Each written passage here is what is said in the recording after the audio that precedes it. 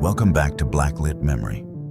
In tonight's episode, I'm sharing 9 true and chilling stories from deep in the Appalachian region. Tales of vanishing trails, whispered names in the dark, and things the woods were never meant to return. If you've ever felt watched in the forest or heard something that shouldn't echo back, these are for you. Hit like, subscribe, and tell me where are you listening from?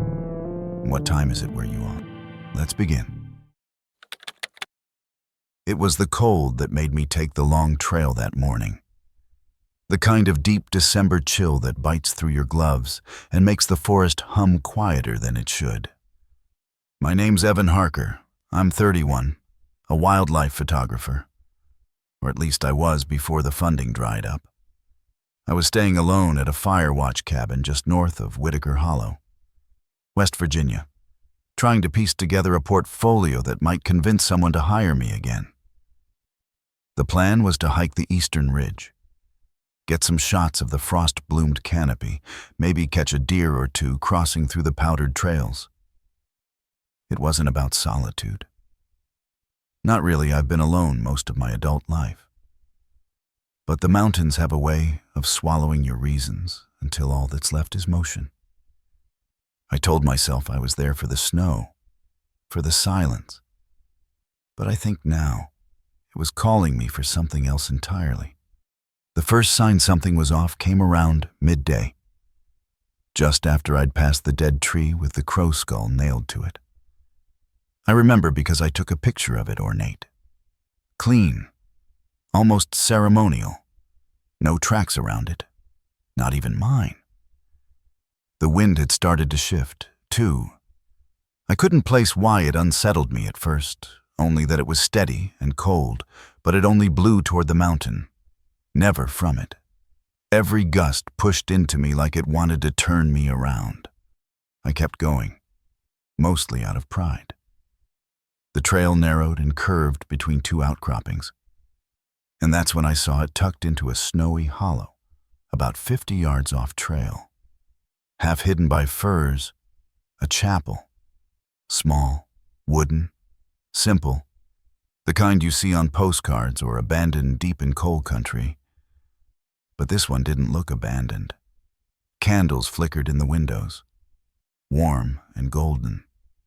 A bell hung in the steeple, soot darkened but whole. I should have left then, should have snapped a photo and backed out the way I came. But the silence was too thick around it, and the warmth too tempting. I told myself someone must live there, that maybe it was private land I hadn't noticed.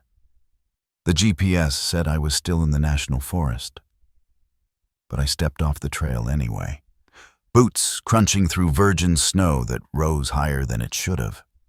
As I got closer, the quiet got heavier, not just the absence of birdsong, but the absence of wind, of my own footsteps.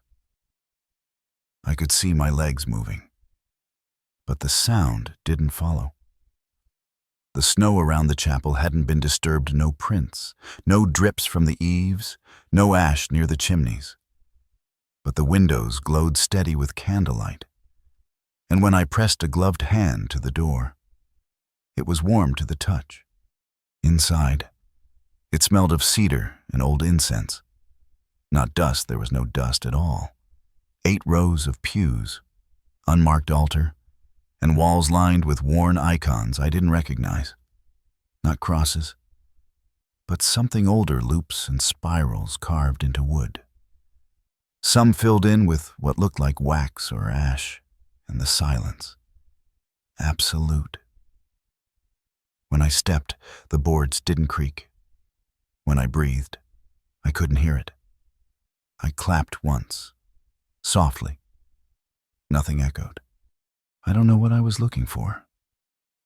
A person, a priest, maybe just some proof I wasn't losing my mind.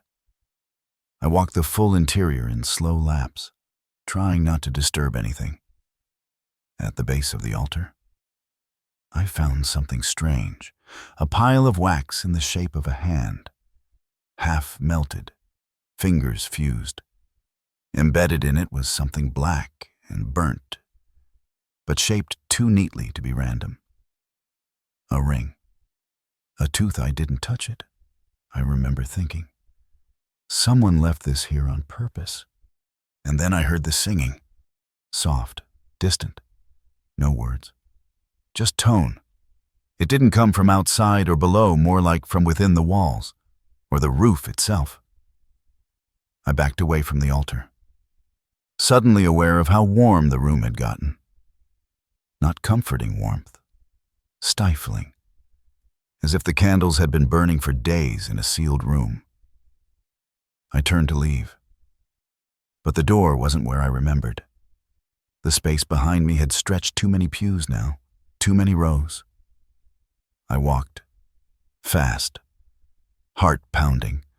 My camera was still on my neck. But I didn't dare raise it. When I finally stepped outside, the cold hit me so hard I gasped. The wind was back, and it shoved me like a wall. The chapel behind me still there, still glowing, but now the snow around it was undisturbed again. No tracks. Not even mine.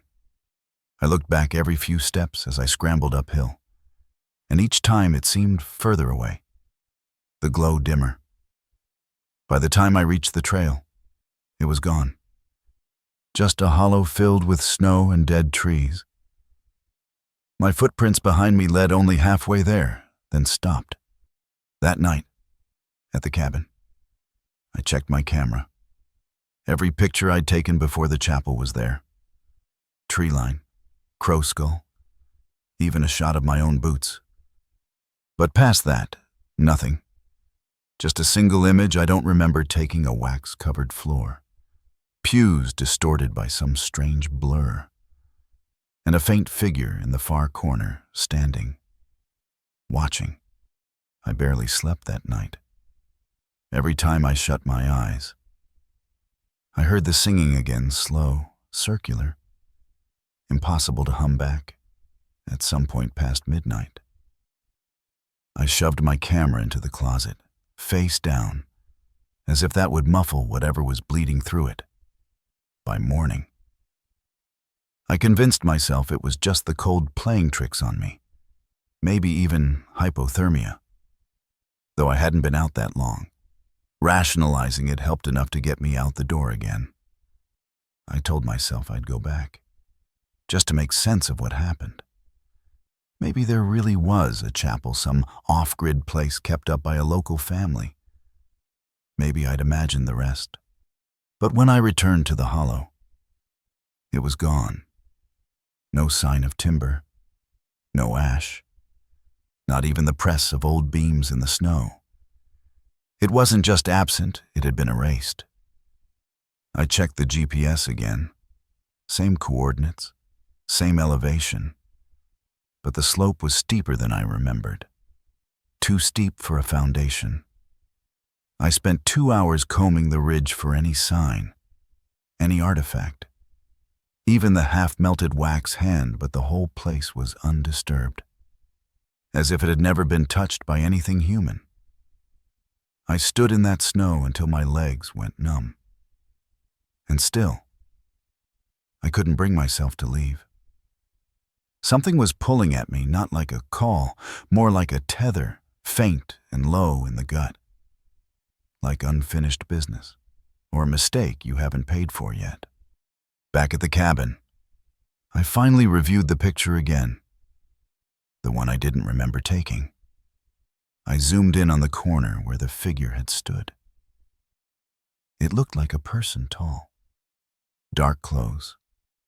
No face I could make out, but the closer I looked, the stranger it became.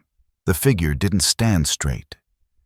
It bent ever so slightly to the left, like its spine hadn't quite healed right, and the shadow behind it stretched in the wrong direction toward the window. Not away from it. I closed the camera and shoved it back in the closet. That night, I locked the cabin door, even though I hadn't seen another person in days. Around 3 in the morning, I woke to the sound of footsteps on the porch. Not heavy, not hurried, just slow, deliberate, like someone taking care not to slip on the frost. I held my breath. No knock, no voice, just the creak of wood. Once, twice, then silence. I stayed frozen in bed, fists clenched tight under the covers.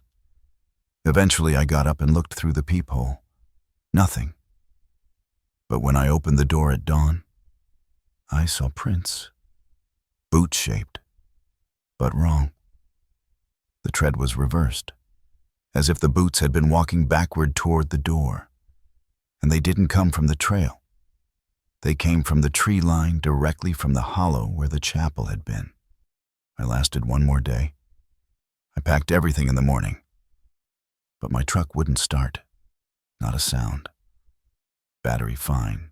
Tank full. No visible damage. I tried the radio static. Every channel. Even the emergency bands. I hiked a mile down the access road until I got a signal and called for a tow. When the guy showed up 2 hours later, he looked pale the moment I pointed toward the hollow. "No one goes out that way in winter," he said, without me even asking. Not after the Branson boy. I asked him what he meant. He shook his head. "That chapel don't show for everybody. But when it does, it ain't for worship." I stayed quiet during the drive back into town. At the station, while we waited for paperwork, I saw a photo pinned to the wall. An old missing person flyer. The Branson boy, 17, vanished in 1982 near Whitaker Hollow. They found his boots, his camera, and a melted candle stub still warm in the snow. The attendant caught me staring. "You hike out there?" he asked. I just nodded. He tapped the flyer and said, "That candle burned for 6 days, through 2 storms, never went out till they touched it."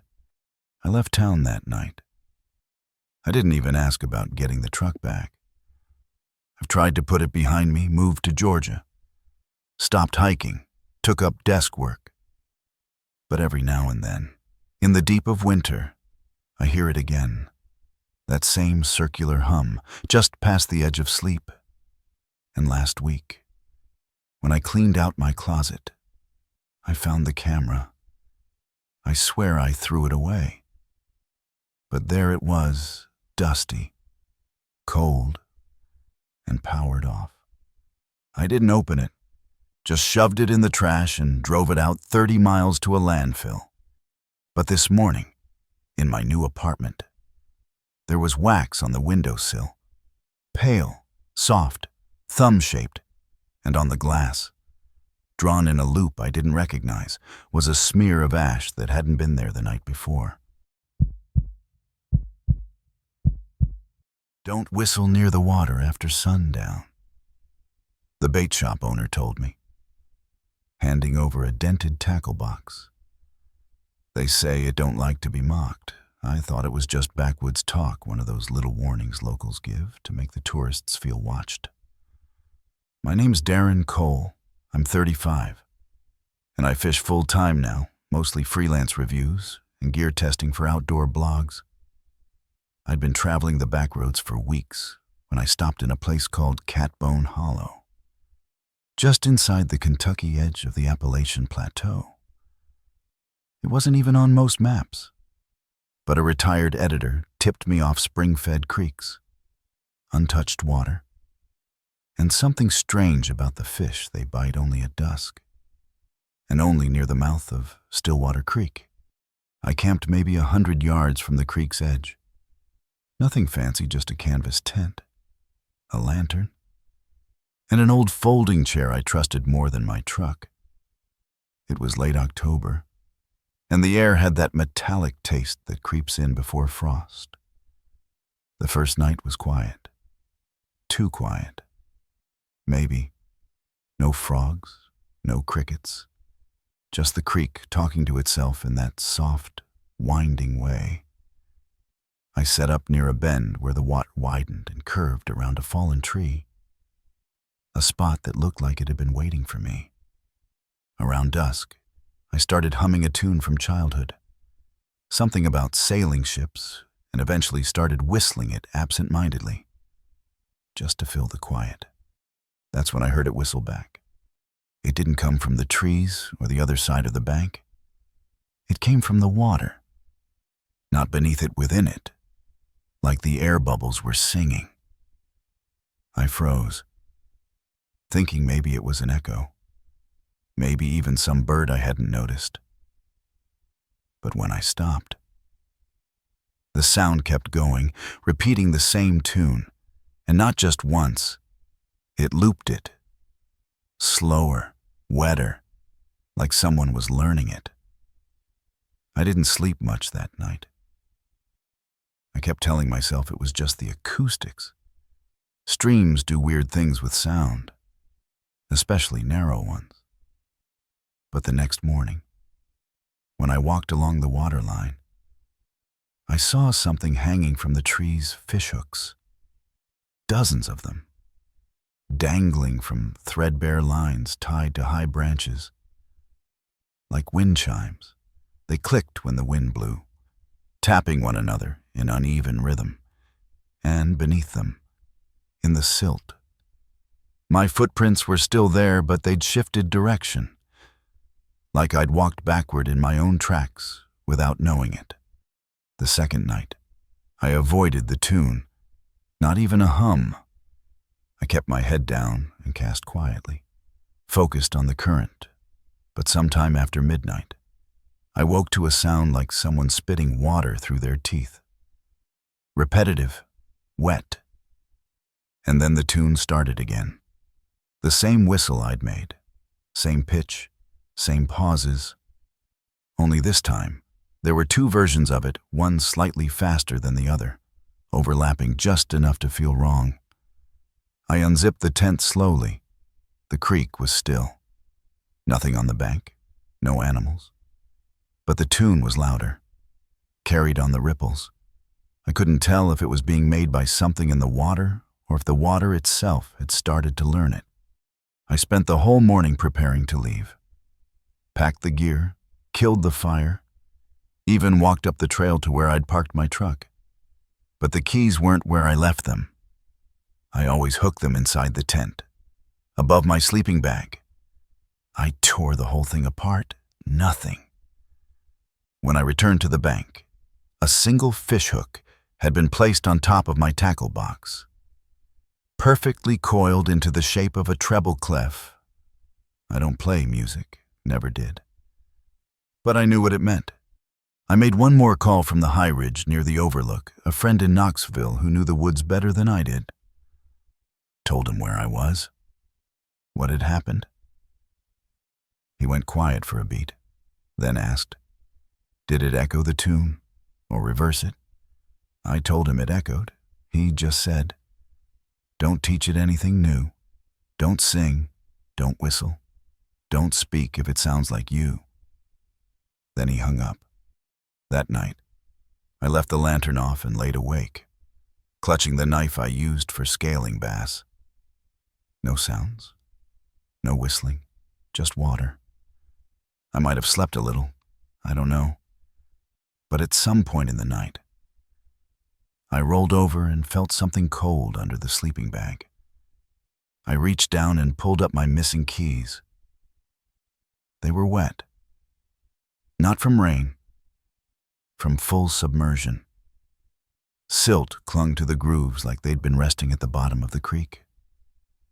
I dried them off, heart pounding, and stuffed them into my boot. But when I did, I heard a faint click above me. Fish hooks. 3 of them, hanging from the tent poles, tied with my own fishing line. I hadn't packed those. I hadn't used that line in days. I thought I was being warned, or maybe marked. At dawn, I didn't waste time. I shoved everything into the truck without care for the order tent half folded, tackle box unlatched. boots muddy. The keys turned on the first try. Engine started fine. It was like whatever had taken them was finished with me. I backed down the gravel road, never once looking in the rearview mirror. I just wanted distance. Miles. Something dry and paved under the tires. But 5 minutes out, before I'd even hit the first turnoff toward the highway, my rear tire blew. I skidded into a ditch. No signal on the phone. And when I stepped out to check the damage, there, embedded clean through the rubber, was a fishhook. Large, barbed, and rusted through the center. I hiked back toward the bait shop, unsure what else to do. The woods were quieter than before, but not in a peaceful way. More like held breath. Every step I took felt watched. When I reached the creek crossing, I stopped. The water looked higher than before, though there hadn't been rain, and floating near the bank, face up, was something like a paper boat, but made from woven fishing line.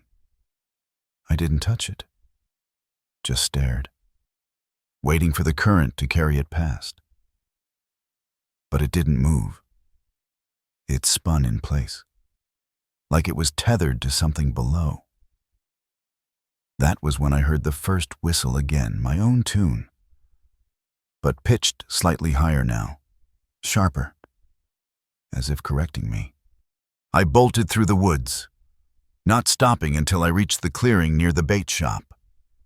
The man who had sold me the gear was still there, sipping from a tin mug, like he'd never left. I told him what I'd seen, how the creek kept whistling after me. He didn't laugh, didn't doubt, just said, "Some things in these hills learn fast. You feed them with your voice. They'll carry it longer than you." I asked him if anyone else had gone through it. He nodded slowly. Back in '78, some surveyor tried to map the springs around Stillwater, whistled to call his dog. Creek whistled back. They found the dog 2 weeks later, but never him. Only thing left was a reel, unwound through the trees like breadcrumbs. That night, I stayed in a motel 20 miles away, couldn't sleep more than a few minutes at a time. Every time I drifted off, the whistle came back through the pillow, through the radiator, once even through the pipes when I turned on the faucet. I left before sunrise. I drove south, windows down, music loud, trying to drown it out. But something about that tune had taken root. Not just in my memory and the way the world sounded. At gas stations, I thought I heard it under the buzz of the overhead lights. In rest stops, it hummed from old pipes, always soft, always just enough to doubt yourself. I went home. I tried to forget. Didn't fish for months. Left every piece of gear in storage. But one day, while sorting through my camera cards, I found a clip I didn't remember recording. Just 22 seconds long. Black screen. No image. Just sound. My whistle looped, slowed, and then joined by a second voice. Not mine. Not human. Something in it was too exact. No breath between notes. No mistake. Like it had learned the song and was now refining it. Practicing. I threw the card out. Burned it. Even. But the next morning, the whistle played from my phone alarm, even though I never set it. I deleted every file. Switched phones. Didn't matter. 2 days later, my neighbor knocked on the door, said he heard someone outside my apartment at 3 a.m, standing still, just whistling. Didn't sound drunk, he told me. Sounded patient. Last week, I got an envelope in the mail. No return address. Inside was a string of knotted fishing line, looped into a perfect treble clef. I don't fish anymore. I moved states, changed jobs, but I still hear it when I shower, when the wind moves through vents, and sometimes, not often, but enough to know it isn't gone. The whistle shifts, it changes key, it improvises, and every time it does, I get this cold pull in my chest, like it's asking me to finish the song. Something about the trail felt wrong from the first step. The trees leaned too close. The path underfoot had that soft, springy give like it hadn't been walked in a long time. My name is Lee Marston. I'm 29, former EMT, now working as a backcountry guide part-time. I'd taken the job near Fernwick Ridge, West Virginia, to put some distance between me and a stalker case that turned messy back home. It wasn't court-ordered or anything, just my own line in the sand, out here. I figured no one would follow me, and maybe more importantly, I'd stop looking over my shoulder. The trail I took was called Sycamore Loop, marked with a blue blaze and listed as moderate, a 6-mile circle that should have landed me back near the ranger station by evening. I packed light. Just a day pack, compass, field knife, first aid kit, and a radio that barely worked past the first ridge. There was no one else out that morning. I checked the logbook at the trailhead blank as I walked. I kept getting the feeling I'd passed certain features already. A boulder shaped like a seat, a tree with a burn scar halfway up the trunk.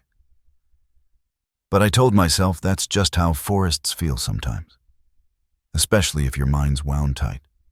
About 2 hours in, I stopped to eat beneath a tall birch, where the trail forked briefly before rejoining. I set my compass down on my knee while digging through my pack, and when I looked again, the needle was spinning slowly, not snapping, not broken, just rotating, like it couldn't make up its mind. I tapped it. No change. I even stood up, turned in a slow circle, and watched it keep turning. I chalked it up to a magnetic deposit under the soil, but the doubt lodged itself deep. I pushed on. The light changed quicker than expected, and soon it felt later than it should. The sun dipped below the ridge too early when I checked the time on my watch. It was only 3:12 p.m., but the sky looked like dusk. That's when I saw the glove. It was mine left-handed. Brown leather, small rip on the thumb. I was wearing both gloves when I started. I stopped in the middle of the trail and checked my pockets. Both gloves still there. I held them up and compared. Identical, down to the same wear marks. That's when the realization hit me. I'd been here before, maybe not just once. I dropped a small red carabiner from my bag at the base of a cedar tree, then kept walking. 10 minutes later, there it was again, same tree, same carabiner, same glove still lying beside the roots. My heart sank. I wasn't just looping, I was being shown the loop. That's a different kind of wrong. I tried cutting through the woods instead of following the trail, thinking I'd break the pattern, but the trees thickened unnaturally fast, closing in with dense branches that clawed at my jacket. I pulled out my compass again, still turning. I tried marking trees with chalk, then switched to shallow knife notches. Every time I found the mark again, it looked a little older, weathered, as if someone or something was aging my signposts faster than time allowed. It was after the third loop that I noticed the scent. Coppery, metallic, not strong at first, but it lingered. I checked myself for cuts, nothing visible. I even sniffed my gloves, my gear, wondering if something had leaked in my pack. That's when I remembered the thorn bush I'd brushed against about an hour before. I rolled up my sleeve, and sure enough, A shallow scratch trailed across my forearm, just beneath the watch strap. I hadn't even felt it.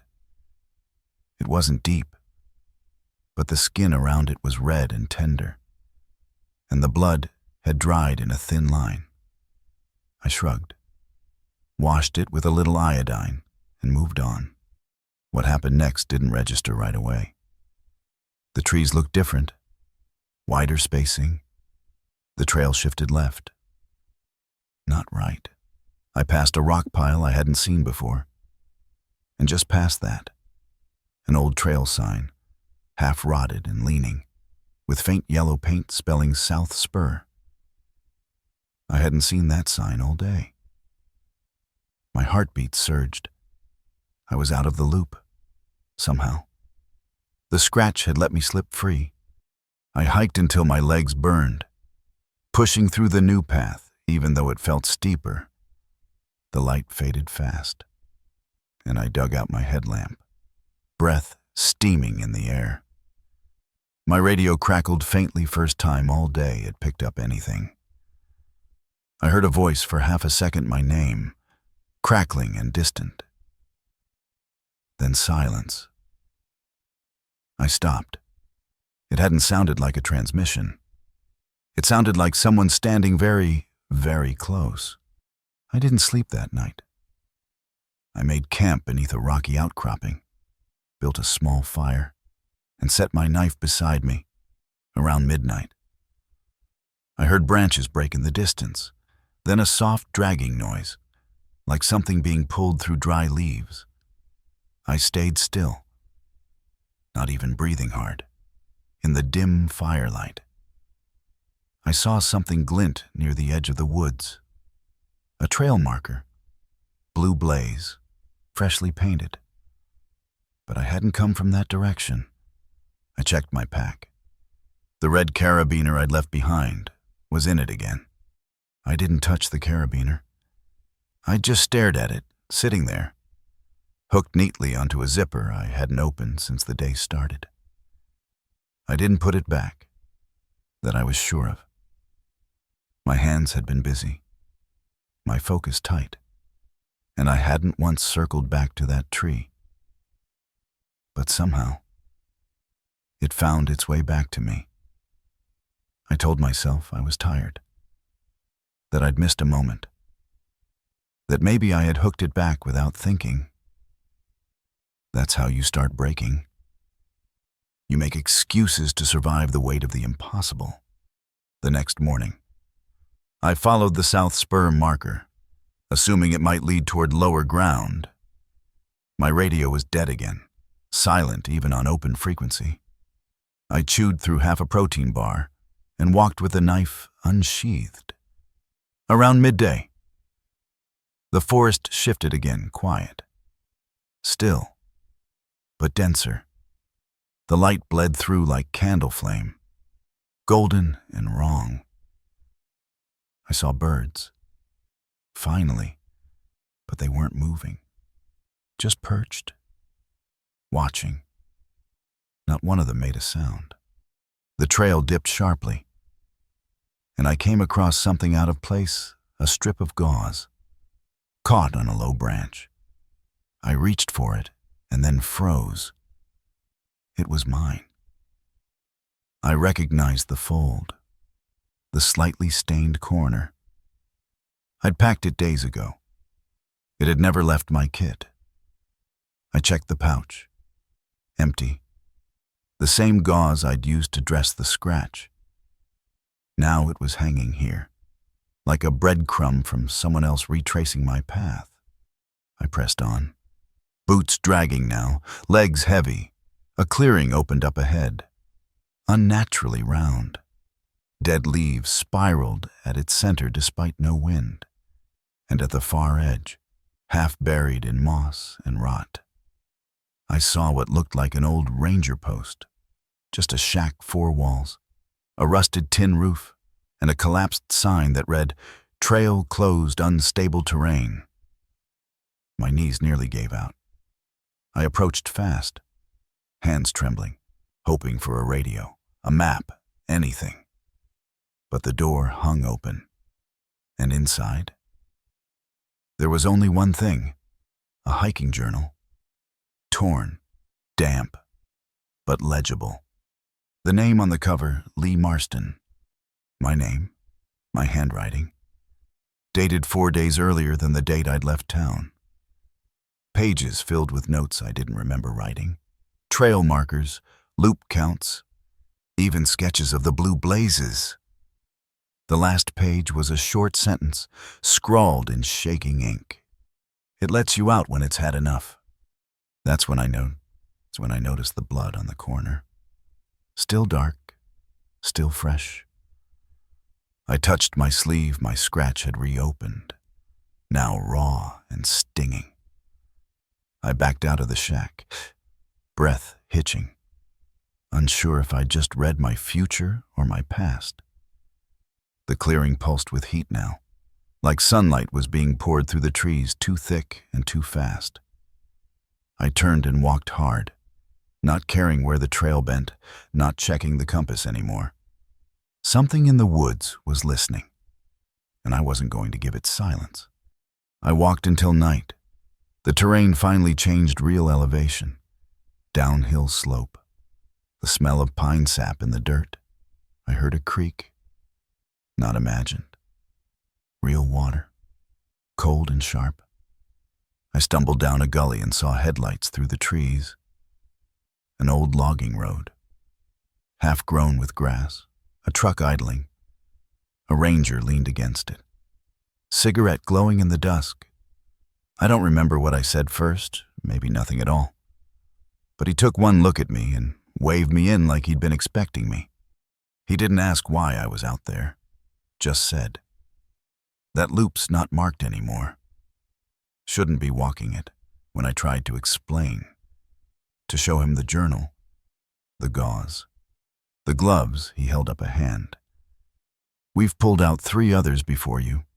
All of them found something they'd left behind."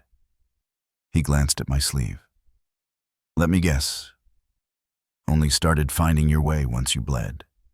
I didn't answer. I didn't have to.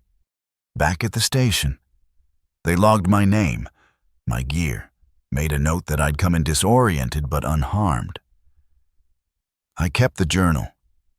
Still have it. The pages are slowly fading now, like they're being unwritten, one by one.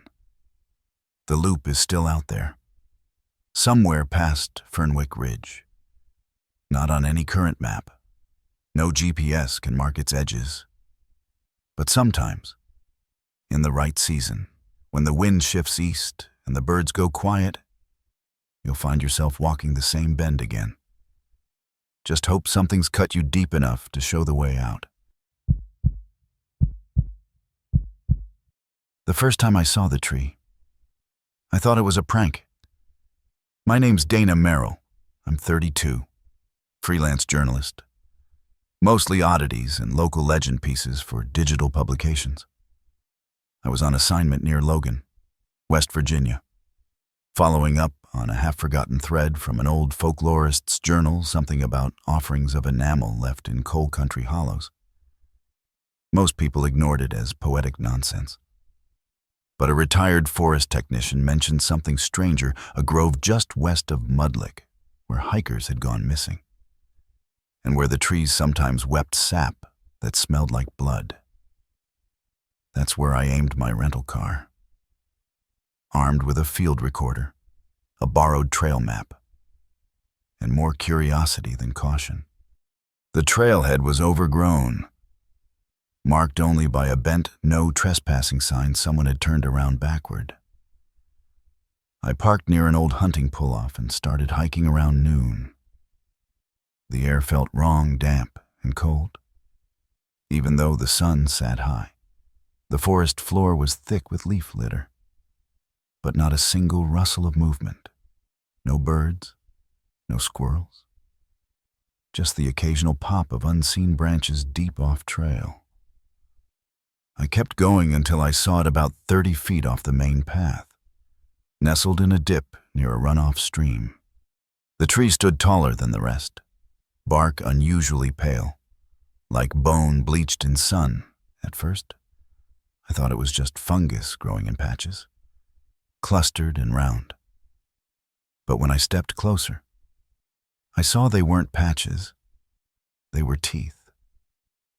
Human teeth, embedded into the bark, hundreds of them.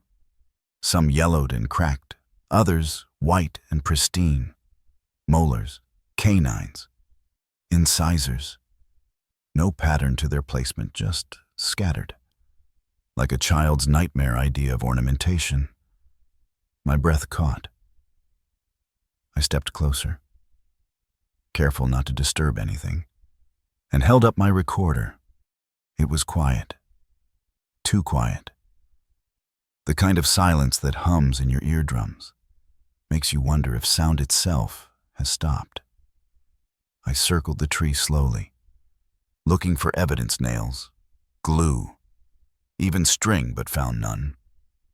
They weren't placed there. They'd grown into it, the bark folded around them like scar tissue. A few looked freshly embedded, the gums still pink around the roots. That's when I felt it, a soft pressure in the base of my jaw. Not pain exactly, but something like memory, as if my own mouth was suddenly aware of what it could lose. I took a dozen photos, zoomed in on the roots, captured the strange rust-colored sap that oozed in fine trails between the grooves. But as I turned to leave, I caught a shape out of the corner of my eye. Something hunched, maybe 4 feet tall, just behind a fallen log. I turned fast, nothing there. But the sap trail led that direction, thin and glistening like something had dragged a wet hand across the trees. I didn't follow it. Not then.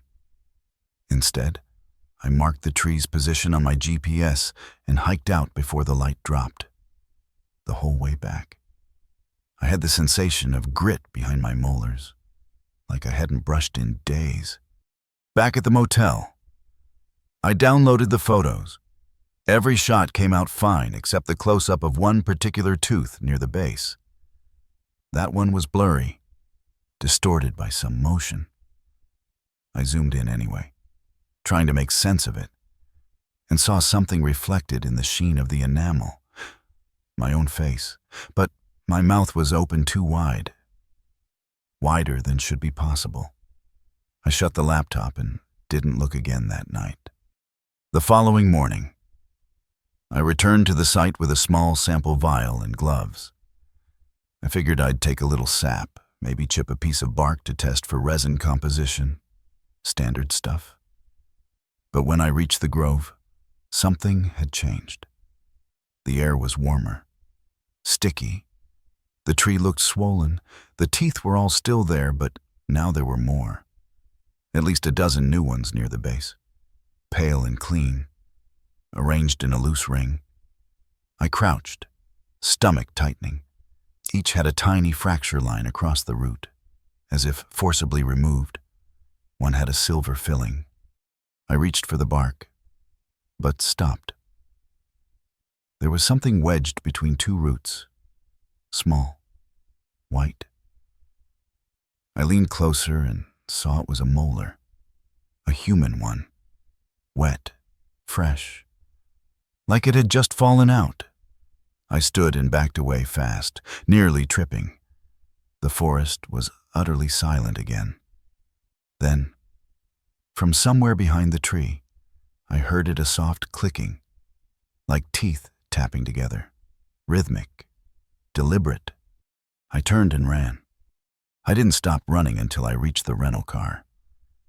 Threw my gear into the back seat and peeled down that gravel road like something was chasing me, though nothing ever emerged from the trees. Still, I kept checking the rearview mirror the whole drive back to the motel. My gums ached, a constant dull pressure, as if my teeth were too large for my jaw. I kept pressing my tongue along the back of them, feeling for anything loose, anything warm. They all felt intact. But that night, while brushing my teeth, I spat pink into the sink. The taste of metal wouldn't go away. I didn't sleep much. Every time I closed my eyes, I saw the teeth in the bark, not just stuck in, but writhing, as if the tree was slowly chewing on them. I dreamed of the molar I'd seen on the ground, imagined roots curling from its base and pulling it into the soil like a seed. By morning, I was convinced I was being paranoid, hallucinating. I told myself to finish the job, write the piece, and leave West Virginia behind. I packed my recorder, gloves, and a stronger flashlight. I wasn't going to touch anything, I just needed audio proof. Sound doesn't lie. When I returned to the grove the next afternoon, it was still there, still wrong. But there was no wind, no birds, and this time, no sap. The trail of rust-colored liquid was dry now, flaked along the roots like dried blood. I stood for several minutes before approaching. The teeth hadn't changed positions, but a new object had appeared, a child's retainer. Pink plastic with a steel wire looped like a smile, stuck between two lower knots in the bark. It hadn't been there the day before. I bent closer, reached out, then hesitated. The bark beneath it pulsed, barely, but it moved. That's when I hit record. I kept the microphone low, just above the base of the tree. Nothing but ambient sound for several seconds, then a faint creak. A groan, like wood under strain. I whispered a timestamp, moved around the side. That's when the clicking started again. Faster this time, still soft, like 100 tiny teeth chattering out of sync. It wasn't from the tree, it was behind it. I turned fast, flashlight ready. Nothing. But when I turned back, one of the teeth had fallen, or been pushed. It lay in the dirt at my feet, a thin trail of sap still clinging to its root. I looked up, and every tooth in the bark was facing downward now, as if gravity had shifted, or the tree had subtly bowed. That's when the pain hit sharp, immediate. One of my molars had come loose. I felt it shift under my tongue like a pebble trapped in gum. I staggered, dropped the recorder, and tasted blood. I don't remember the hike out. Just flashes of green and gray, the sound of my own ragged breath. When I reached the motel, I slammed the bathroom door and spat into the sink. The tooth was there, one of mine, still warm, still slick. I ran my finger over the gap in my jaw. No pain, no blood now, just absence. I packed everything and drove straight to Charleston. Checked into a chain hotel and emailed my editor that the piece was dead. Folklore didn't pan out. I told her. But that night, in the hotel mirror, I noticed something new, a dark line running up the side of my neck. Faint, like a vein. It pulsed once before fading back beneath the skin. I didn't touch it. I didn't stay the night. Back in my apartment, I buried the recorder at the bottom of a storage bin. I haven't listened to the audio since. But sometimes late at night when I pass near it, I swear I hear the click-click of enamel tapping wood. I went to a dentist last week, just to make sure everything was in place. He said my x-rays showed an extra molar growing in, sideways, near the back. Looks like it's pushing up from beneath the bone, he said. Unusual for your age. I didn't tell him that I'd already lost that tooth, that I held it in my hand less than a week ago. I keep it in a jar now, sealed in salt. but the gum where it used to be sometimes throbs when I think about the tree. And every once in a while, when I turn off the lights, I get the strange urge to return, like something's pulling, like something forgot to finish what it started. It was early November, bitter cold, when I heard my brother's voice under the rocks. My name's Colin Braddock. I'm 34 now. Work in industrial salvage and land assessment. Mostly cleanup projects after landslides or floods. It's hard work, but the kind that keeps your mind too occupied to dwell on what you've lost. I was assigned to a hillside just outside Taggart Valley, West Virginia, near a stretch of ridge that came down last year after a spring thaw. 10 acres of rock and timber peeled clean off the slope, swallowing part of an old logging road. They brought me in to check for stability before rerouting a trail system. It was supposed to be routine. But for me, it wasn't just another job. My younger brother, Caleb, went missing on that same stretch 3 years ago. He'd been hiking solo, something we used to do together, before life pulled us in different directions. They never found a body, just a torn piece of backpack strap and one half-smashed hiking boot. I told myself I came for closure, but part of me hoped I'd find something, even just a trace. The area was a mess. Boulders the size of vans, root systems torn like nerve endings, frozen runoff streaking through cracks. I spent the first day mapping the fault lines and laying markers. But as I moved along the western edge closer to where the forest turned to shale, I started getting interference on my radio. Low static. Then something like a voice, faint, garbled. I chalked it up to cross-channel bleed from a nearby station.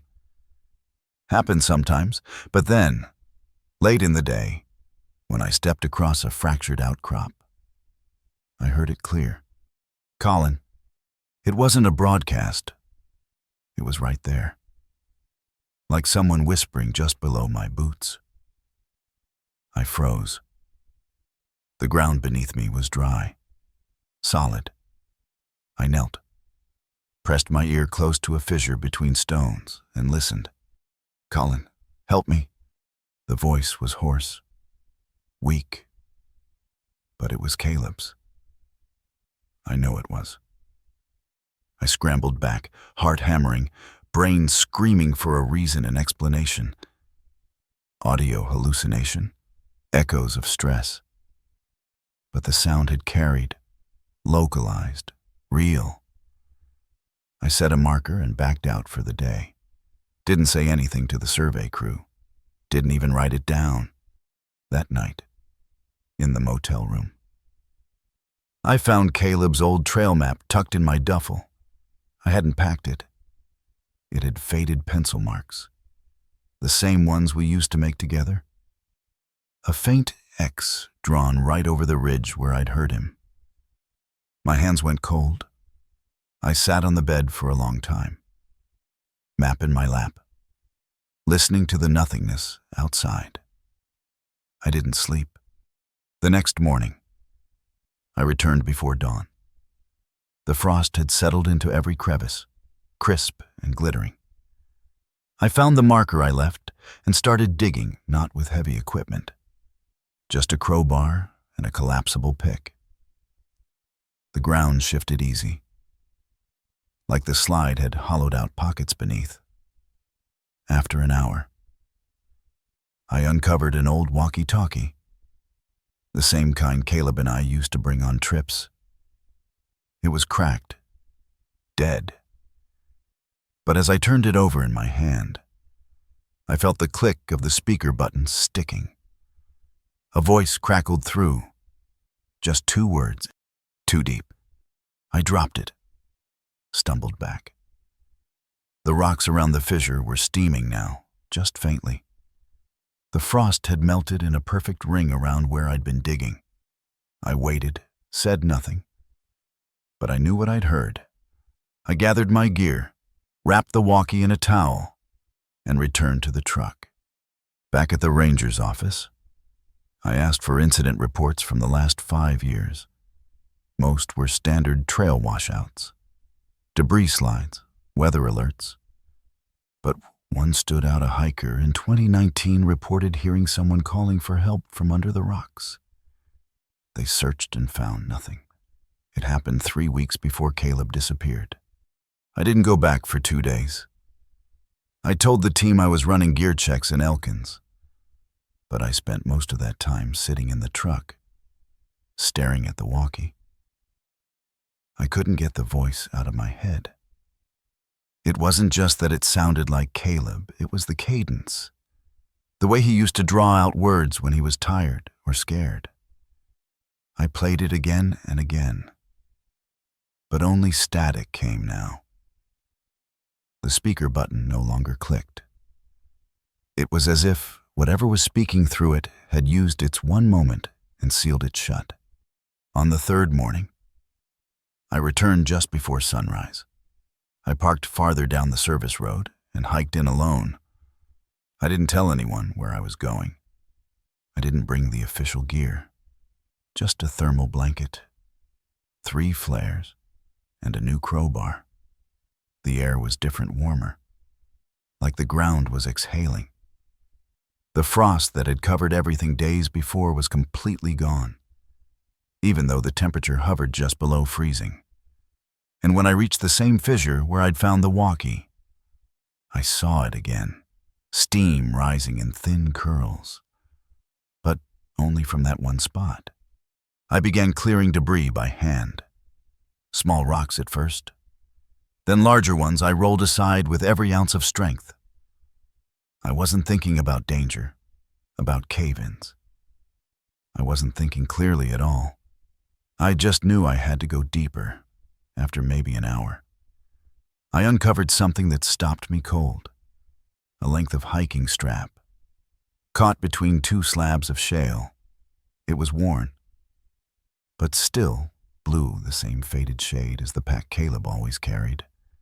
I reached for it, but the rock shifted slightly under my boot, and a sharp creak echoed from below. Then his voice, clear as the air I was breathing. "Colin, you found it." I dropped to my knees and whispered into the crack. "Where are you?" There was silence for a moment. Then the voice returned.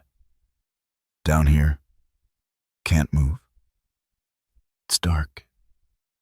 You're so close." The strange part was how calm he sounded, not panicked, not in pain, like he'd been waiting. "I need to bring help," I said. But his reply was immediate. "No, don't tell them. Just you." My gut twisted. Every instinct screamed that something was wrong, that the voice was too steady, too rehearsed. But still, I kept digging. The deeper I went, the warmer the earth felt, until I had to take off my jacket. It was like the rocks were breathing around me. At one point, I leaned forward and put my hand into the fissure. It wasn't just warm, it was moist, like something living. Then I heard it, the unmistakable snap of a boot on frost just behind me. I turned, heart slamming. But there was no one, nothing, just the forest edge. Still, watching. I picked up a flare, cracked it, and dropped it into the hole. It flared bright red, casting wild shadows. And for a second, I saw movement, something twitching deeper in the crevice, just beyond the firelight. Something that didn't reflect like skin, more like stone shifting where stone shouldn't. I staggered back. The voice returned, distorted now. "Colin." Deeper. Just a little more. But it wasn't Caleb's voice anymore. Not fully. It repeated again. But the rhythm was wrong. Like it was mimicking him, struggling with the syllables. I didn't answer. I threw the rest of the rocks back into the hole, fast, frantic, covered the opening and backed away. I left the site that night. Quit the job. Didn't give a reason. Back home. I boxed the walkie and buried it under the concrete floor of my shed. Haven't touched it since, but sometimes, when the wind's low and the house is still, I swear I hear static coming from under the ground. Last week, I got a letter in the mail. No return address. Inside was a single photo blurry, scanned from an old trail camera. It showed a man standing at the ridge, wearing a blue pack, head tilted, face indistinct. But his boots, they matched mine exactly. And in the corner of the image, written faintly in black ink, were 2 words: "You're next." The first time I saw the lantern glow blue, I was halfway up Bear Knife Ridge, heading toward an overlook I hadn't planned on visiting. My name's Miles Thorne. I'm 40, a forest ranger by trade, stationed near Chimney Top Hollow in the Monongahela National Forest. I'd spent the last 2 months logging hazard trees and cleaning up trail markers after a stretch of rough storms. Most of my work keeps me in familiar territory. But that day, I'd been assigned to clear fallen branches from an old path no longer on public maps, one that used to connect to a mining site long since closed. I was alone.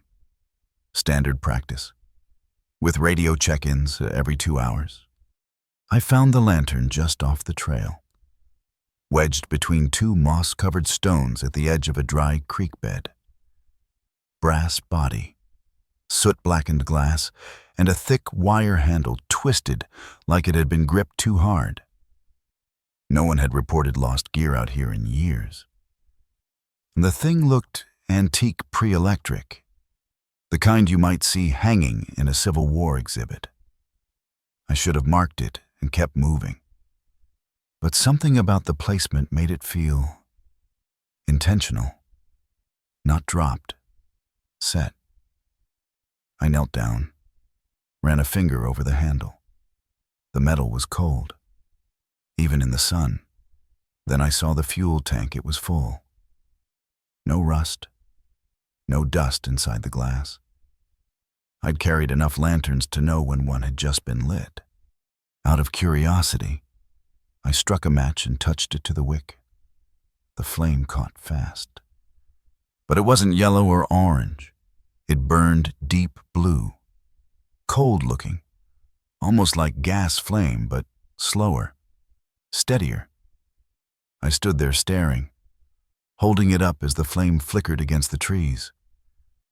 That's when I noticed a side trail I'd never seen before, thin, overgrown, but marked with old stone cairns every 30 feet or so. Nothing on my map. No GPS trail. But when I turned back to the main path, it was gone. I thought maybe I'd taken a wrong turn. Happens in denser woods, especially after storms shift the landmarks.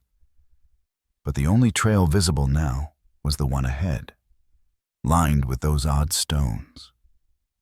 I turned off the lantern, and just like that, the cairns faded less distinct, blurred like wet ink. I turned the flame back on, and they sharpened again. Clear, almost glowing, against all protocol. I followed. The further I went, the more the forest changed. Trees grew straighter, too evenly spaced to be natural. The wind died completely, and every so often, I'd pass small carvings in the trunk's loops, intersecting lines, symbols I didn't recognize, the kind you see in old runes or ritual markings. I radioed in, gave my coordinates, but got only static. I kept walking. An hour in, I reached a clearing I'd never seen on any topo map. At its center sat a cabin small, square, and mirror-plated. Every wall was polished to a shine, reflecting the forest around it like camouflage. if not for the lantern's glow. I don't think I would have seen it at all. I approached slowly. The lantern flickered. The blue flame turned violet for a second, then steadied. I opened the door. Inside was empty space. No furniture, no dust. Just a single floor-length mirror leaning against the far wall. I raised the lantern, and the reflection showed something off. The room behind me was wrong longer, with 3 doorways, none of which I could see in reality. My own reflection moved a half-second out of sync. I stepped closer. The mirror pulsed light shivering like disturbed water, and for a brief moment, I saw something over my shoulder. A figure. Tall. Still. Face wrapped in gauze. I spun. No one there. When I turned back, the mirror was blank. Not cracked. Not shattered. Just black. Like a screen that had powered down. I backed out of the cabin and walked quickly. Not running, but not calm either. The cairn still lined the trail. The blue lantern cast long shadows. But the trail now bent in a different direction. I didn't care. I just wanted out. That night, back at my ranger station, I tried to report what happened. Logged it as encounter with unmapped structure, but left out the rest. I placed the lantern on my workbench and went to shower. When I came back, the flame was burning again. I hadn't lit it. I should have turned it off. Should have taken the lantern outside and buried it in the forest. But something in me wanted to see what it would do next. I watched the flame, how it didn't flicker like normal fire. It was too still, like it wasn't reacting to air at all. I turned off every light in the station and waited. Just me and the blue glow, casting that cold light across the walls. After maybe 20 minutes, I noticed the shadows weren't where they should be. My own silhouette bent wrong on the ceiling, reaching farther than it could, and the corners of the room stayed dark no matter how close I brought the flame. That night, I dreamed I was walking the trail again. Only it wasn't trail anymore, just glass. Miles of mirrored forest stretching in every direction. Every step echoed like it was inside a cathedral. I saw my reflection walking beside me, slightly off pace, hands twitching. I asked it where we were. It didn't answer, just turned and smiled, showing teeth I don't have. When I woke up, the lantern was on the floor beside my bed, flame still burning. I took the next day off and drove into Elkins to meet a retired surveyor named Bracken I knew from years back. He used to map the ridges before drones and LiDAR. When I described the cairns and the hidden trail, he didn't blink. Said they weren't trail markers at all. Said folks used to leave those stones to keep something in, not find their way out, if you followed them. He told me, you were going the wrong direction. He didn't ask about the lantern, but when I showed it to him, he flinched. Don't light that again, he said. Not unless you're ready to see through everything. I drove home in silence, locked the lantern in my shed, told myself I was done with it. But 3 nights later, the forest called me back. It started with a voice on my radio, my own voice. A looped transmission I'd never sent. Repeating coordinates I hadn't visited. Static, then trail opens when flame remembers. The next morning, I found my boots placed at the front door, clean and laced, though I hadn't touched them in days. The blue lantern was on the porch, lit. I couldn't ignore it anymore. I packed a pack, brought a new flashlight, left a note for the station chief, and followed the flame again. The trail didn't match anything I'd walked before. Not even the mirror cabin route. It wound upward, unnaturally steep. With no switchbacks, the trees were too straight, the silence too dense. The flame grew brighter with each mile. Eventually, I reached a stone gate, just 2 pillars, but wide enough to walk through. Past it was a clearing with no trees, no wind, no sound. At the center stood another mirror, this one freestanding, circular, taller than me. The reflection was wrong again. I stepped left, and it stepped right. I raised the lantern, and the image behind me burst with movement figures standing along the tree line, all facing away. Heads tilted like they were listening to something too faint to hear. My own reflection blinked, and I didn't. I dropped the lantern. The flame didn't go out. It hovered in midair for a moment, then dropped like a stone and hissed out in the dirt. The clearing went black. My flashlight sputtered. I turned to run, but the trail was gone. I don't remember how I got back. Just that I woke up near the ranger station, boots soaked, map missing, hands dirty with ash. The lantern was on my workbench again, unlit. I haven't touched it since. But the trail's still out there, sometimes. When the mist settles low on Bear Knife Ridge, I catch a glimpse of the stone pillars through the trees. And some nights, when I pass the shed, the glass on the lantern fogs from the inside like something warm is waiting just beyond it. The first thing I noticed was how quiet the well was. My name's Travis Boone, 38 structural engineer by trade, recently contracted by a historical restoration group cataloging pre-Civil War homesteads across eastern Tennessee. Most of what we document are crumbled chimneys, root cellars swallowed by vines, things left behind by settlers who moved on or didn't. I was working just outside Irwin, a little south of Iron Mountain, assessing a collapsed outbuilding and its surrounding terrain for potential trail restoration.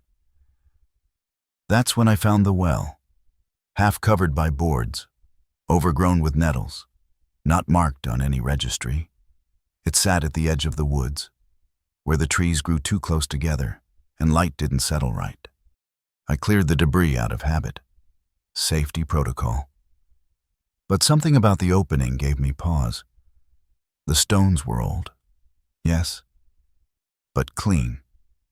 No moss, no insect nests, just a dry ring descending into dark. I dropped a small pebble out of habit, waiting to hear it bounce. Splash. Hit bottom. Nothing. No sound. I tried again. A heavier rock this time. Same result. I even clapped my hands directly over the mouth. Silence. Not even the faintest reverb. It was like sound didn't exist inside it. That night, back in the field cabin, I replayed the moment in my head over and over. Sound should bounce. Even dead wells echo. But this one swallowed it completely. I tried not to think about it. Cataloged the site. Jotted down some measurements. And when I opened my pack to log the well's location, I found something I hadn't packed. A coil of old rope, thick, dry, still tied with a harness knot I hadn't used since my college climbing days. It was stiff with what looked like soot. I didn't sleep much. The next morning I returned early.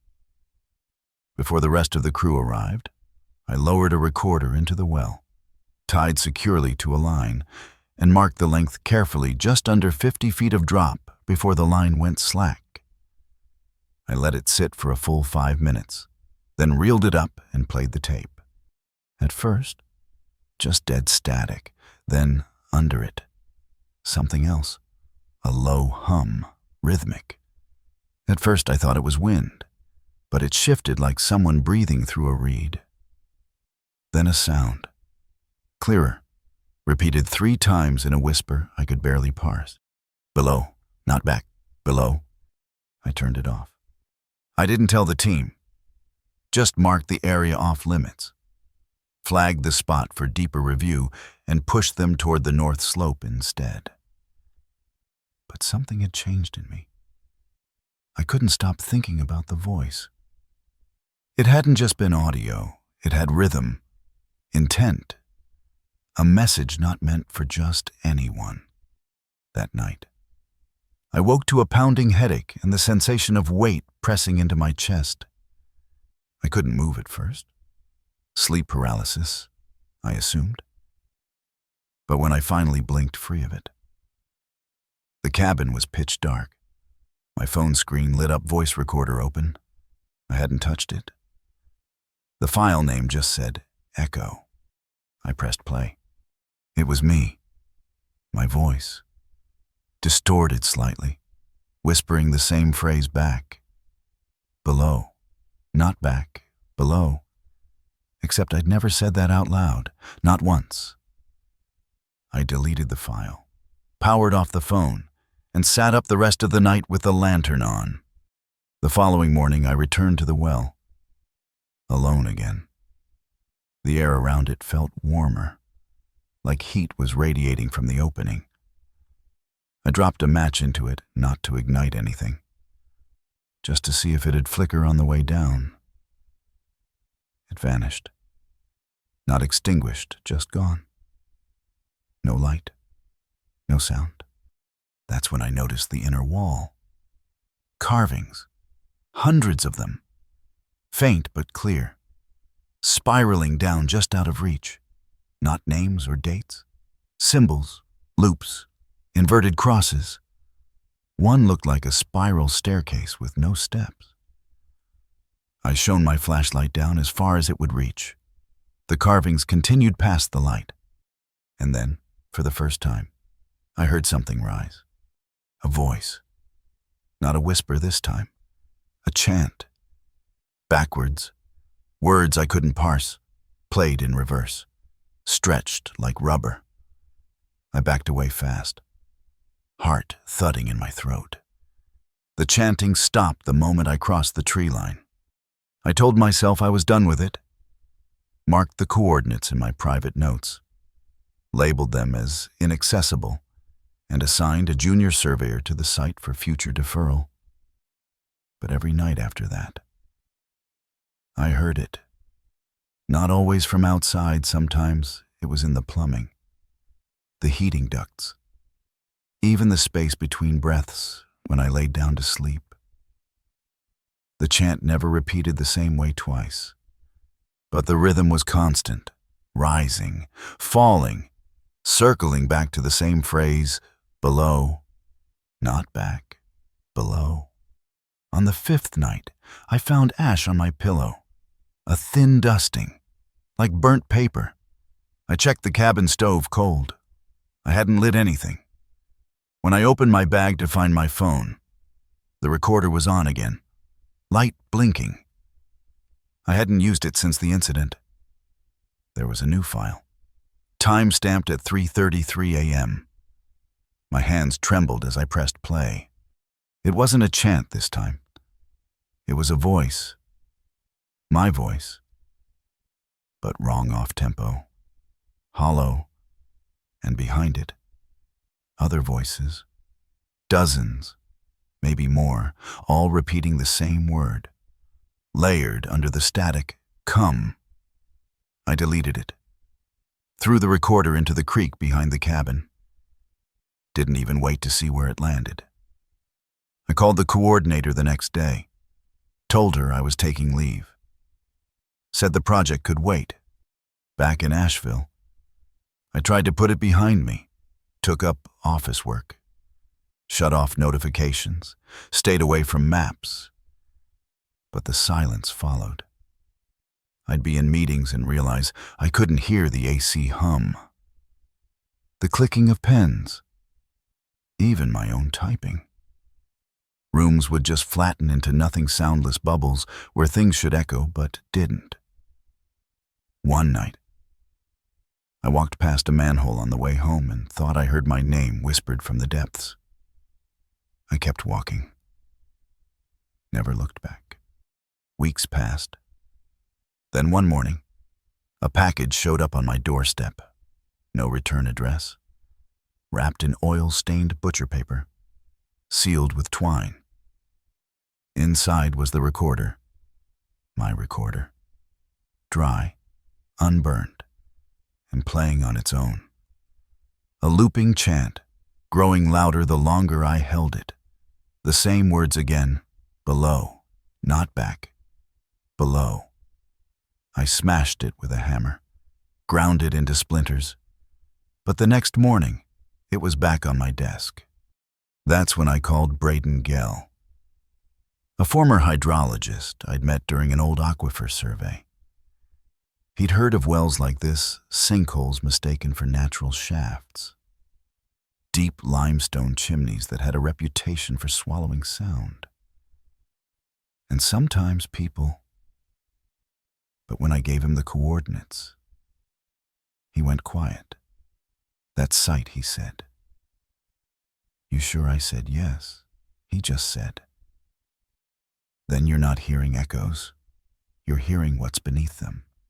A week later, he disappeared. His truck was found parked near Irwin. Close to the tree line, no signs of struggle. No gear missing. The last message he sent me was a single word, opened. I haven't gone back, but I dream of it constantly, the well with no sound, and something climbing inside it, not upward, but inward, as if the further it goes down, the more it expands. Sometimes in the dream, I'm lowering a rope. Sometimes, I'm the one at the bottom, looking up. And when I open my mouth to call for help, there's no sound, just ash. I came out here to say goodbye. That's all it was supposed to be. My name's Adam Hensley. I'm 36. Used to work construction until the accident. Since then, I've been doing odd jobs and trying to stay out of the bottle. My wife, Marie, disappeared 5 years ago during a weekend camping trip along the North Fork Mountain Trail in West Virginia. We were supposed to go together. I stayed home sick. She went with 2 friends. Only one came back. They searched for days, weeks, found her pack, a shoe, and the ring I gave her buried under leaves in a place they'd already looked 3 times. No remains. No answers. So now, I come back every October. Same trailhead, same hike. I tell myself it's for closure, for the kind of peace that only the mountains can give. But that's a lie. I come because I feel closer to her here than anywhere else. Like the woods still remember the sound of her voice. This year, I packed light. 1-person tent, thermals, a flare, and the locket she wore the day she vanished, found by some volunteer hiker last spring and mailed to me anonymously. That's what finally brought me back. The first night passed in silence. Cold air, stars sharp enough to cut. I made camp near a bend in the ridge, where the trees open and the wind whistles low through the rocks. Sometime after midnight, I thought I heard a voice outside the tent. Light, almost playful. A woman humming. My whole body froze. I reached for the knife I keep near the flap. But the sound faded before I could unzip it. Probably a trick of wind, I told myself. The mind wants patterns, especially where grief sits heavy. The next morning, I found footprints outside the tent. Bare. Small. Leading from the trees and stopping just at the edge of the fire pit. I pressed a finger to one still soft in the center. Recent. But there was frost on the leaves. Nothing barefoot could have made it through the night without bleeding. I followed the prints until they vanished near a line of brush where I found something else, a smooth stone, flat and round, sitting perfectly centered atop a stump. On its face was an engraving, 3 circles nested inside one another. I'd seen that shape before, on a necklace Marie used to wear. I still have it, in the bottom of my drawer. That afternoon, I climbed the ridge past the old lookout where search parties used to stage. I sat on a fallen log and took out the locket. Flicked it open. Inside was the same photo I remembered Marie smiling, sun in her hair. But something looked off. Her eyes weren't right. Too wide, too focused, like she was looking past the camera at something behind me. That night, the voice came again, only this time, it spoke. Adam, it said my name. Soft, like a breath. I stayed perfectly still. It circled the tent, slow and steady. Adam, I'm cold. Let me in. Same tone, same cadence. Exactly how Marie used to sound when she called me from another room. But something about the inflection was wrong, too careful. Like it was mimicking speech, not creating it. I didn't move, didn't speak. Just clutched the knife and prayed morning would come fast. At first light, I unzipped the tent and stepped into air sharp with frost. Nothing around. But the locket was gone. I found it 20 feet away, balanced on the same stump where the stone had been. This time, it was open. Marie's photo burned to ash. I didn't pack. I didn't eat. I just started walking. Back toward the trailhead, back toward anything that resembled normal ground. The trees felt different now, closer, narrower, like they'd shifted while I slept. The morning light didn't reach the forest floor, and my compass spun slow circles no matter which way I turned it. I kept moving anyway, counting steps under my breath just to drown out the silence. I told myself I wasn't being followed, but I never once looked back. By late afternoon, I reached a clearing I didn't remember passing on the way in. A ring of stones, perfectly laid, inside. Something new, a piece of cloth tied to a branch, fluttering like a signal. I stepped closer and saw what it was. A shirt. Marie's shirt. The faded green one with the embroidered cuffs she wore every autumn. I recognized the stitching. I stood there frozen, breath fogging in the air. And that's when I heard it again. Her voice, just behind me. Adam, you're walking too fast. My knees went weak. That's what she used to say when I got ahead of her on hikes. I turned slowly, praying for the impossible, for her. But nothing stood there. Just trees, and something flickering between them, movement without shape. I backed away, heart hammering, and nearly tripped over a bundle wrapped in canvas at the edge of the stones. I opened it. Inside was my old lighter, the one I'd dropped on the search trail years ago, the same day we found her shoe. I hadn't seen it since. But here it was, clean, working. When I lit it, the flame burned purple for a split second. That night, I didn't bother with the tent. I built a fire and kept my back against a boulder. Every rustle felt too close. Every breeze carried her scent clove, cedar, rain. Just after midnight, the fire dimmed like it was gasping. And then the voice came again, right beside me. Not distant, not whispering. Adam, why did you leave me here? I turned.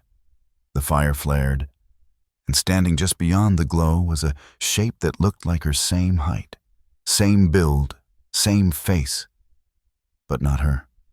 The smile was too wide, and the head tilted too slowly, as if on strings. It took a step forward, and I threw the locket into the flames.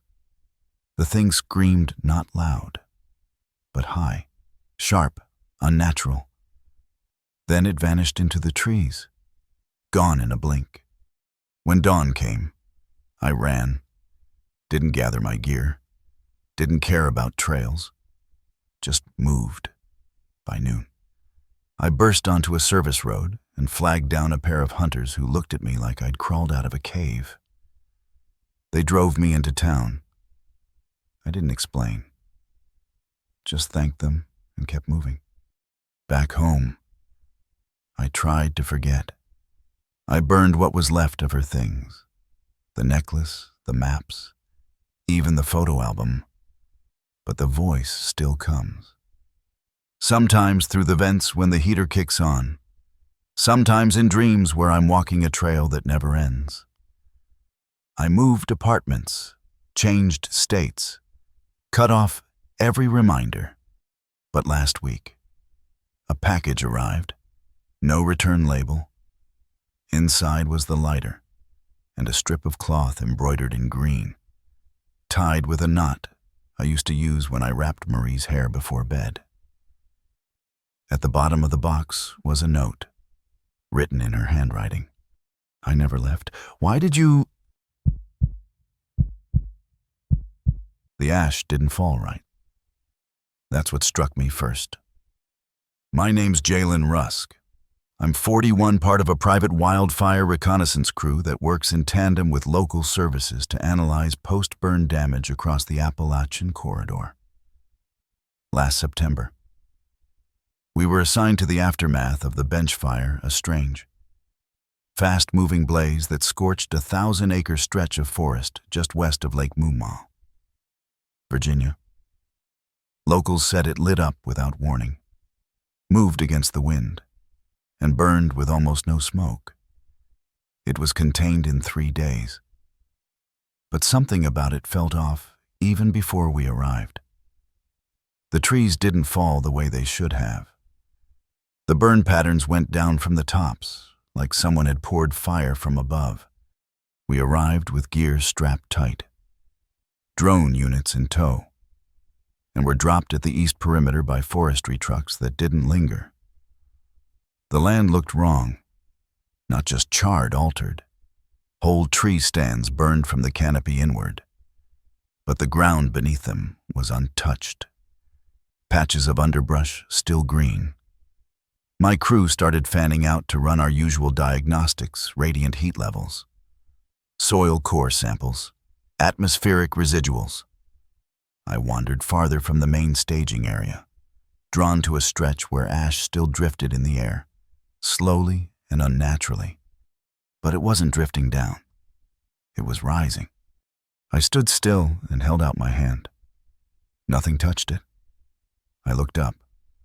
Fine threads of gray were curling upward through shafts of broken light like reverse snowfall, moving with a purpose I couldn't feel. I radioed it in. Nobody responded. I called again, and the static hissed louder than it should have. I turned in place and realized I'd lost sight of the trucks. I knew I hadn't walked that far. Then I noticed the boot prints, my own, clearly pressed into the ash behind me, but they stopped. Not faded, not blown away, just ended, as if I'd appeared in place without taking the last few steps. I bent down, checked the direction. The leading toe was gone, like the earth had pulled the print back inward. The air around me was getting warmer, and not from ambient temperature. It had a pressure to it, like being inside a room with no windows. That's when I heard the first sound since arriving. A crack, not a tree falling, but something breaking open. I followed it, through blackened brush, to a grove that hadn't burned at all. At its center stood a single pine, untouched, its bark slick with moisture, and hanging from one of its lower branches was a field notebook mine. the same kind I'd left on the dash of the truck. It was open, pages ruffling, but there was no wind. I stepped close and saw my own handwriting on the last page. Words I hadn't written yet. Don't follow the ash. It remembers the order of things. I shut the notebook and backed away. The tree groaned.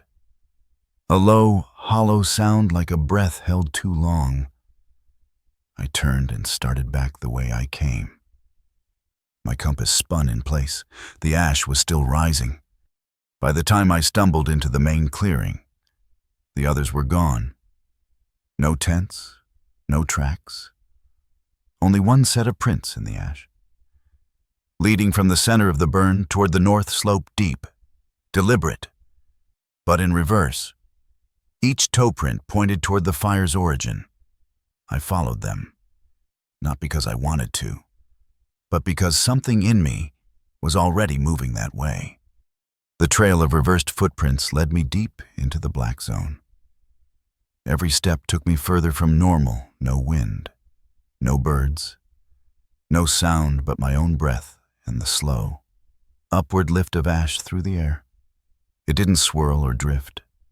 It rose straight, like it had direction, purpose. I followed the tracks until they stopped abruptly at the edge of a slope. And there, half buried in soot, was something that didn't belong. A helmet, forestry issue, scorched on one side, the strap half melted, but intact. I lifted it slowly, brushing off ash, and saw a name etched inside the band. Riley, one of my crew. The quiet one, efficient, the kind of guy who'd never leave gear behind. I called out, more reflex than hope. Riley. The sound fell dead the moment it left my mouth. No echo, no bounce, just gone. That's when I noticed the trees ahead weren't burned. Not entirely.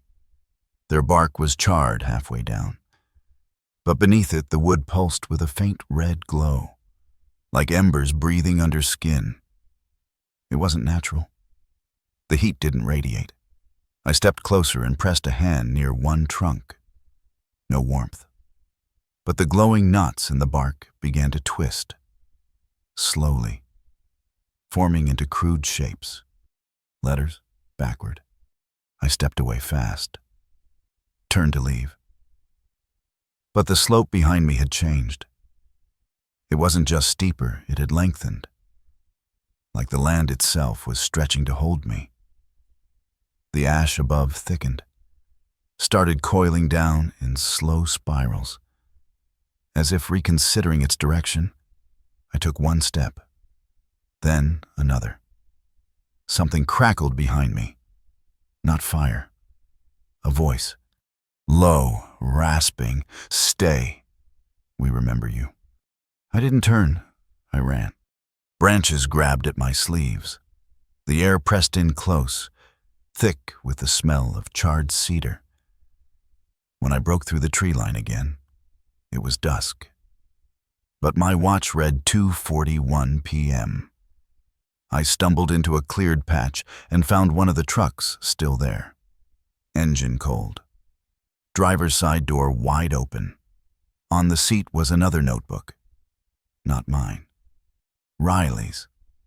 The last page was torn, scrawled in black grease pencil. The fire doesn't burn up, it burns back. I drove until signal returned. Reported the site as compromised. The agency wrote it off as structural fatigue thermal rebound causing hallucinations. They always have names for things they don't want to study. Back home, the ash followed. I started finding it on windowsills. Despite closed windows, in the folds of jackets I hadn't worn since the job. Once. I left a cup of water on the counter overnight and found a perfect ring of soot around the rim the next morning. No one else saw it. Just me. 2 weeks ago, I woke up choking, ash in my mouth, my tongue dry, gum scorched. I ran to the mirror and checked my eyes. bloodshot. Yes, but beneath the red, something else. Gray streaks, like fine dust trapped behind the lens. I blinked and saw trees burning from the sky down. I've since gone through 3 air purifiers. Doesn't matter. It still comes. I keep the helmet on a shelf above my desk. Not because I want to remember, but because sometimes it vibrates. Just a little. When the house is quiet. When the fire is thinking. And yesterday, someone slid an envelope under my door. Inside was a photograph. An aerial shot of the bench fire site. Time-stamped the day before we arrived. And in the center of the image, rising in sharp verticals, was the ash already lifting, already leaving. On the back of the photo were 5 words, scratched deep into the paper. It never started, it returned.